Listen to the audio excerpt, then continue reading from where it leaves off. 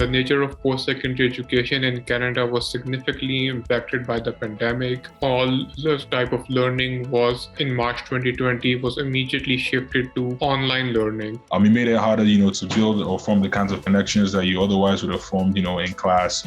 Before economically labor speaking, you form connections, you network across in your classroom. We have found out through our focus group discussions held with students that the lack of in-person education, the lack of in-person interaction with fellow students and with professors, it kind of has a detrimental impact on the education experience of students, and it also has a detrimental impact on their mental health as well. Universities and or employers, but mostly universities, need to keep in mind as they focus on the remote or hybrid method of learning, broadband or bandwidth access, as well as, even laptop or digital tool kind of giveaway programs. This goes on to affect them and the quality of the learning, their ability to, contribute to the labor market and make a living for themselves. This report is quite important for the society at large because, as we all know, that Canada is an aging population, much like other developed Western nations. And going forward in the future, it will be very much dependent on its youth to fulfill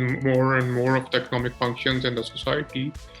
And this generation of youth is quite different from the previous cohorts because they had to go through a global pandemic that uprooted their lives. This report should be read for a number of reasons, for a number of different stakeholders. For one, it's the focus here is, students, youth, right, the future. But most of the things that, you as a student might have felt over the past year, you can see some of them validated or questioned. You might pick up something that you didn't know was happening. It's simply, government's mandate to take care of, its population and the future. And what better way to do that than to address the current or ongoing trends and patterns going on amongst youth.